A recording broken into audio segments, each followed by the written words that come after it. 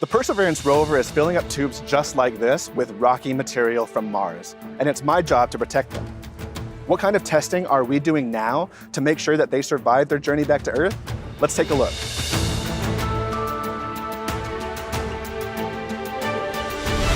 We are close to the base of a nearly 90-foot drop tower here at NASA's Jet Propulsion Laboratory. Places like this are designed to help test out NASA's most ambitious campaign to date, Mars sample return. I'm Raquel Villanueva here with Aaron Yazzie. He's in charge of keeping the sample tubes safe on their journey home. So Aaron, what's the plan for Mars sample return? Mars sample return is the next leg in us being able to bring back rocky samples from Mars to Earth so that we can study them here and look for signs of ancient life. What kind of testing is being done here at JPL to prepare the sample tubes for their journey back to Earth? The sample tubes have already gone through a lot of testing to date, but we're going to continue testing to make sure that they can survive every leg of this mission.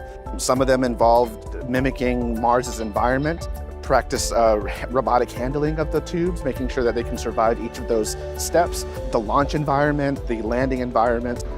Speaking of final descent back to Earth, that's what the engineers are working on behind us. Can you tell us a little bit more about those tests?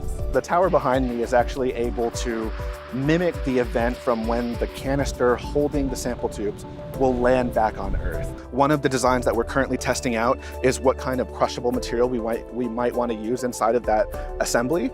So this right here is actually a piece of titanium crushable that we're going to use with this mass simulator to see how best to cradle and protect these tubes when they land back on Earth. What is being done to ensure that this is a successful campaign? We are currently partnering with agencies across the US and around the world, the most predominant one being the European Space Agency.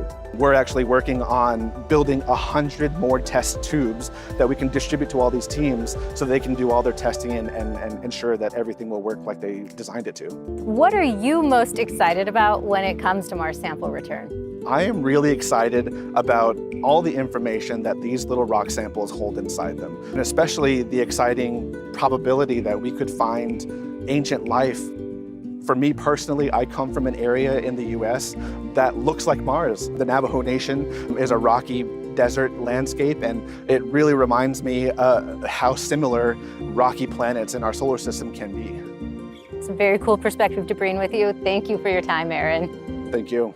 And NASA is sending your name to Mars. So if you'd like to get a boarding pass like Aaron has right here, please follow the link below. And to keep up with the latest updates, follow at NASA JPL and at NASA Mars, or take a deeper dive on the mission websites at mars.nasa.gov.